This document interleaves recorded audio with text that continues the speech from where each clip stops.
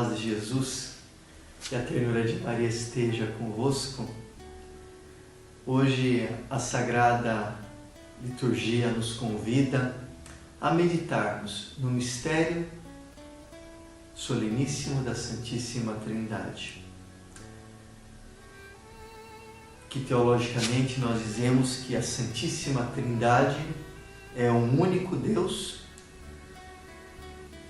em três pessoas distintas, em três pessoas, o Pai, o Filho e o Espírito Santo.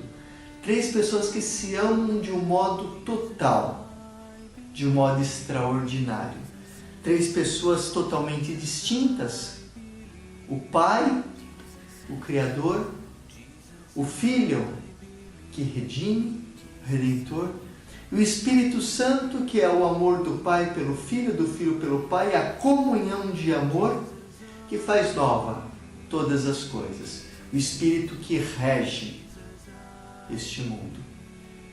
Domingo passado nós meditávamos a festa de Pentecostes, a solene Pentecostes, onde meditávamos a figura do Espírito Santo, como este dom extremo de amor, de comunhão. Mas é belo notarmos que a Santíssima Trindade, embora é um único Deus, em três pessoas distintas, possui uma mesma comunhão, possui uma única vontade, que está entrelaçada num amor, numa comunhão eterna e perfeita. Assim, a Santíssima Trindade é para nós um exemplo de comunhão. E como é bonito olhar que no coração da Santíssima Trindade bate um coração humano, o coração de Jesus. Jesus que é a carne e o sangue de Maria. Jesus que foi ali fecundado no útero de Maria por meio do Espírito Santo. Assim, na Santíssima Trindade bate o coração de Jesus, que é o coração de Maria. É um grande mistério da nossa fé. E aqui a própria palavra mistério, que vem do grego mysterion, que é algo que nós não podemos tocar com as mãos. Nós podemos sim fazer a experiência da comunhão de amor, da comunhão da Trindade em nós, porque nós somos templos vivos da Santíssima Trindade. Mas nós não podemos conhecer toda a imensidão deste mistério. Todas as vezes que eu batizo uma criança, eu tenho o costume de, após ungir o peito da criança com óleo, eu dar um beijinho no peito, porque ali ela é um templo do Espírito Santo, templo da Santíssima Trindade. Nós somos templos vivos de Deus. Assim, com a festa solene da Santíssima Trindade, nós vemos um Deus que é muito próximo de nós. Um Deus que, na verdade, ele vem ao nosso encontro. Não é um Deus distante, mas é um Deus que vem ao nosso encontro para nos encontrar. Mesmo quando nós não nos encontramos, mesmo quando nós estamos distantes, Deus, ele dá sempre o primeiro passo. É uma imbecilidade dizermos, como às vezes eu escuto muitos dizerem: eu encontrei Jesus, agora me converti. Me desculpem, isto é imbecilidade, porque não somos nós que encontramos Jesus, é Jesus que nos encontra. E quando Jesus nos encontra, e naquele momento ele vê uma abertura, mesmo que mínima, do nosso coração, uma frestinha da porta aberta, ele entra, pedindo licença, e derrama o seu amor no nosso coração. Assim, a Santíssima Trindade é a relação de amor profunda. A Trindade é uma relação profunda de amor do Pai, do Filho pelo Pai, com o Espírito que une e que nos convida também a fazer da nossa vida espelho da Trindade, espelho de relações de amor. Nós somos convidados, irmãos e irmãs, a vivermos em comunhão. A vivermos sim a Trindade. A Trindade que agora significa essa relação de amor entre nós e Deus, nós conosco mesmos e com o irmão. Fazendo uma trindade de amor. Para que nossa vida toda possa gerar o amor, ser uma vida de comunhão. Há uma ícone belíssima que vocês podem procurar no Google, na internet, de André Rublev, a ícone da Santíssima Trindade, onde mostra o Pai que olha o Filho que olha o Pai, o Espírito Santo que olha para ambos, onde ali há uma unidade perfeita de olhar e de amor. E a Trindade que se encarna em Jesus, o Cordeiro de Deus que tira o pecado do mundo. Como seria interessante que a nossa vida, irmãos, fosse um total reflexo da Trindade, um total reflexo de comunhão, de amor. Nossa Senhora em Medjugorje, a Rainha da Paz, ela diz que o fruto da oração, se nossa oração verdadeira, o fruto da oração é o amor. O fruto do amor é o perdão. E o fruto do perdão é a paz. Digo esta mensagem para mostrar que se nós queremos chegar na comunhão verdadeira, a exemplo da Trindade, nós devemos passar por este caminho de oração que gera o perdão e que gera a paz. A paz que no sentido estrito hebraico, shalom, que deriva do verbo shalom, shalom, significa unir aquilo que está diverso, unir aquilo que está distante. Assim, a verdadeira paz, a verdadeira comunhão é aquela que une. Isso nós sabemos que é possível apenas com a presença de Deus, da Trindade em nós. Porque sem oração, nós não conseguimos perdoar. Sem o perdão, nós não conseguimos ter a comunhão. Como seria bonito que cada um de nós hoje buscasse a comunhão com aquele que está dividido. Não importa se o outro vai aceitar ou não o teu perdão, ou as tuas desculpas, ou o teu pedido de perdão. Mas o que é importante é buscar esta comunhão que vem apenas do Senhor. E nessa festa dessa solene da Santíssima Trindade, a Igreja nos apresenta o Evangelho de Mateus, capítulo 28, versículo 16 a 20, um Evangelho belíssimo, do qual agora eu vou proclamá-lo, e após a proclamação faremos uma pequena Lexio Divina sobre este Evangelho. Proclamação do Evangelho de Jesus Cristo segundo Mateus. Naquele tempo, os 11 discípulos foram para a Galileia, ao monte que Jesus lhes tinha indicado. Quando viram Jesus, prostraram-se diante dele. Ainda assim, alguns duvidaram. Então Jesus aproximou-se e falou: Toda autoridade me foi dada no céu e na terra. Portanto, ide e fazei meus discípulos, batizando todos os povos, em nome do Pai, do Filho e do Espírito Santo, e ensinando-os a observar tudo que vos ordenei. Eis que eu estarei convosco todos os dias, até o fim do mundo. Irmãos e irmãs, essas são palavras de vida e da nossa salvação.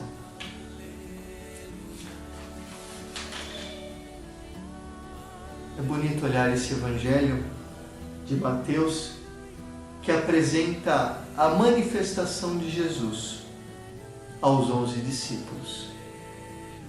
Agora não são mais 12 discípulos, porque um deles havia traído. Embora não só um o traíram, todos os traíram porque o abandonaram.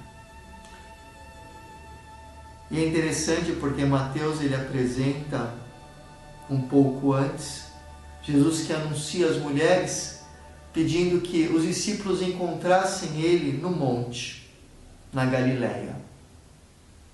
Dizei aos meus discípulos que na Galileia me encontrarão. E agora Jesus, ele se manifesta aos seus discípulos no monte, na Galileia. E a Galileia aqui significa aquele território pagão, aquele território pobre, aquele território oprimido, esquecido de todos.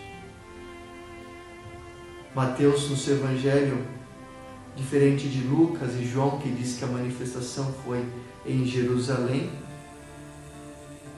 para mostrar todo o contexto teológico de Jesus, que agora é o novo templo, que institui uma nova missão, Mateus ele mostra essa aparição de Jesus na Galileia, para mostrar que Jesus agora ele dá o envio e ele se manifesta no cotidiano dos seus discípulos, na nossa Galileia, na Galileia dos discípulos, onde os discípulos viviam no seu dia a dia, na Galileia.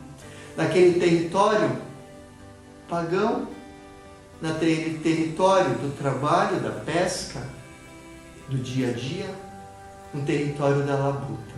Jesus que manifesta-se no nosso dia a dia. E se nós prestamos atenção como Jesus ele fala no nosso dia a dia, nós muitas vezes pensamos que iremos escutar a voz de Deus ou iremos fazer uma experiência profunda de Deus com 5 horas de adoração, com 3 horas de joelho em cima do milho, com jejum e com grandes sacrifícios.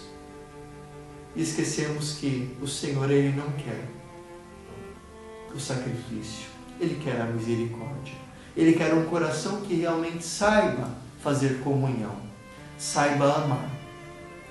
Encontrar com Jesus, como eu já dizia no início, não é nosso esforço, é graça, é Ele que vem ao nosso encontro.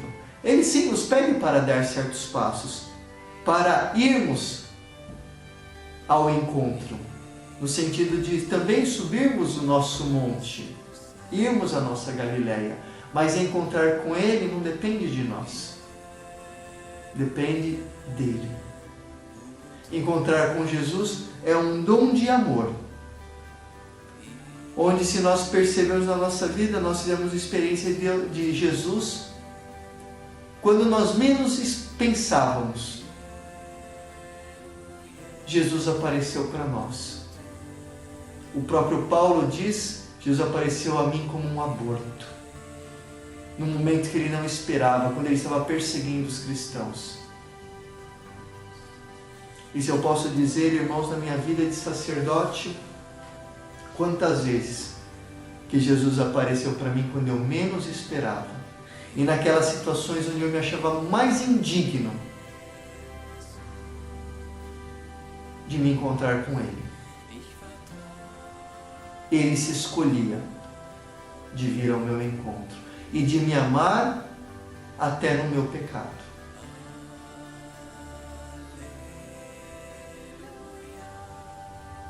E é nesses momentos que nós fazemos essa experiência de termos esse encontro com Jesus, sem o nosso mérito, sem o nosso merecimento. É nesse momento que nós percebemos o quanto o Senhor Ele nos ama e o quanto Ele quer doar o seu amor sem querer nada em troca. E nesse momento, quanto mais nós vemos aquilo que somos com transparência, mais nós reconhecemos, sentimos o amor dele por nós.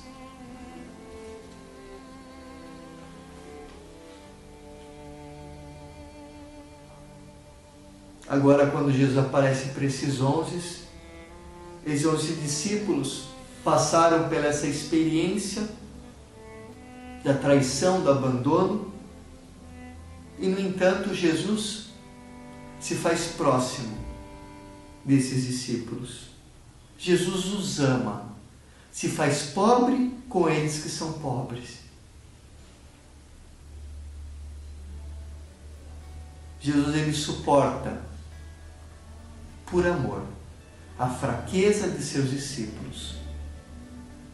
Suporta a fragilidade, a mediocridade, por amor, porque os ama. Porque quer permanecer com eles. Como diz no fim do Evangelho, eis que estarei convosco todos os dias, até o fim do mundo. Porque Ele é o Deus Emanuel. E Jesus está conosco todos os dias, até o fim do mundo. Não só numa presença onde 2 ou mais estão reunidos, mas Ele está conosco, comigo, contigo, irmão, contigo, irmã, de um modo particular. Independente se você está ou não com o outro rezando, Ele está contigo. Está ali no teu sofrimento, está ali vendo a tua dor, está vendo a tua prostração diante dEle. E de um modo todo especial, Ele está conosco na Sagrada Eucaristia. Seu maior dom de amor. Onde Ele dá a sua própria carne, o seu corpo e sangue para cada um de nós. E no momento onde nós estamos de joelho adorando o Senhor, naquele momento é Jesus que está ali no sacrário curando e transformando a nossa vida. E quando nós estamos diante dele, nós vemos que tudo na nossa vida não é nada, é tudo passageiro. E que nós sim precisamos nos preocupar apenas com uma coisa: em não perdermos a presença do Senhor. Porque tudo o resto passa. E tudo o resto não é eterno. Agora o Senhor sim. E o convite do Senhor é transformar esse nosso relacionamento com Ele já em eternidade. Porque assim nós viveremos o paraíso, já neste mundo. Viveremos a presença do Senhor. E Jesus, quando aparece a esses discípulos, os pede para ir. Jesus aparece a eles na Galileia, no monte. O monte que, teologicamente, é o lugar perfeito do encontro. Do face a face. Do ver, não apenas ver com os olhos, mas daquele encontro de subida com o Senhor para vê-lo no nosso coração. Encontro este, olhar este, que muda a nossa história, muda toda a nossa vida e que nos faz sentir amados. O encontro com Jesus é a maior cura do nosso coração, a maior cura das rejeições que nós sofremos, a maior cura daqueles olhares que nos machucam. Porque o encontro com o Senhor nos transmite apenas uma coisa: o amor. O olhar amoroso de Deus, que não nos condena, não nos julga, como não condenou e não julgou nenhum desses discípulos. Muitas vezes o nosso olhar nos condena, nos julga sobre nós mesmos e nos fecha. Jesus não. É uma pena ver que muitas vezes ainda nós anunciamos um Deus que é castigo. Um Deus que é olho por olho, dente por dente. Você pecou, você vai ter que pagar o teu pecado. E deixemos de contemplar um Deus que é amor. Um Deus que, embora o nosso pecado, a nossa fragilidade, a nossa miséria, Ele quer estar conosco. Está para nos amar. É um grande mistério. Este monte, a tradição indica que é o Monte das Bem-aventuranças, para mostrar que agora a missão que Jesus dá aos seus discípulos é aquela de viverem e anunciarem as bem-aventuranças. Bem-aventurados os pobres, bem-aventurados os que sofrem, bem-aventurados os que choram porque serão consolados, bem-aventurados os que tenham fome e sede de justiça, bem-aventurados os mansos, porque herdarão a terra. Jesus, que ali no monte novamente se encontra com seus discípulos, dá a eles ali o mandato: ide, fazei meus discípulos, todos vós, batizando em nome do Pai, do Filho e do Espírito Santo, para ensiná-los que a partir de agora, eles por primeiro devem viver as bem-aventuranças, que na verdade era o autorretrato de Jesus, porque Jesus por primeiro era o pobre, Jesus por primeiro era o fraco, o que tinha fome e sede de justiça, o injustiçado.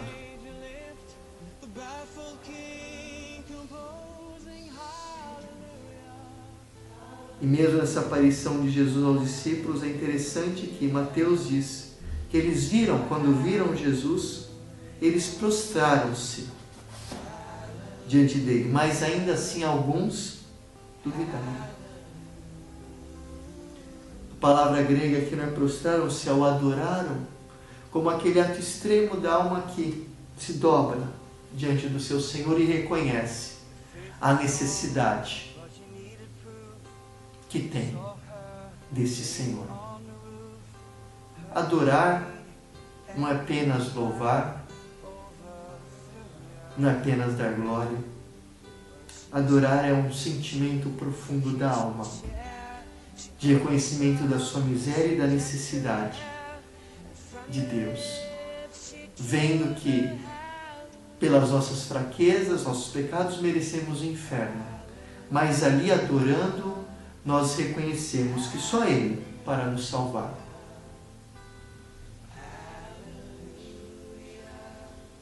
E Jesus, vendo que alguns adoraram, Mateus diz que mesmo assim alguns duvidaram, e nós vemos como a nossa igreja hoje não é tão diferente da primeira comunidade. Porque quantos na nossa igreja ainda duvidam? E vamos falar a verdade, irmãos, quantas vezes nós, nosso coração, há um movimento de crença e de dúvida. Um movimento de adoração, de prostração e de receio. Contudo, Jesus, Ele não preocupa-se com aqueles que ainda duvidam, porque Ele sabe que cada um, aos poucos, vai fazendo o seu caminho. Jesus, Ele espera o tempo de cada um de seus discípulos. Muitas vezes nós não esperamos o tempo do outro, mas Jesus, Ele espera o nosso tempo. E eu, como padre, eu posso dizer que mais me preocupa aqueles que muitas vezes não duvidam de si mesmo, da sua fé, daqueles que realmente, mais me preocupa aqueles que realmente são cheios de si mesmo, têm tantas certezas. Esses sim me preocupam quando eu encontro, porque eu sei que esses, na primeira queda, caem de vez. Agora, aqueles que eu encontro no meu caminho de padre, que também se assemelham a mim, que têm no coração dúvidas, têm no coração incertezas, têm no coração a sua fraqueza, e muitas vezes também duvidam na caminhada, a minha experiência de padre mostra que esses daí vão até o fim. Porque têm a capacidade de ser sinceros com Deus. E quando a alma é sincera com Deus, se abre, Deus se derrama no seu amor.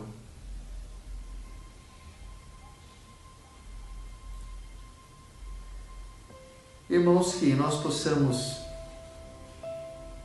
neste tempo da Santíssima Trindade, mergulharmos em profundidade neste amor de comunhão. E peçamos hoje esse dom, numa comunhão estreita de amor com o Senhor.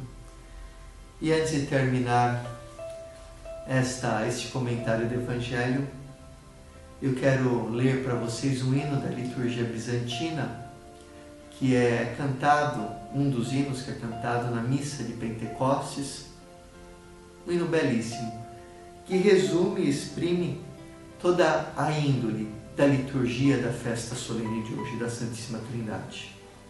O hino diz assim: vimos a luz verdadeira,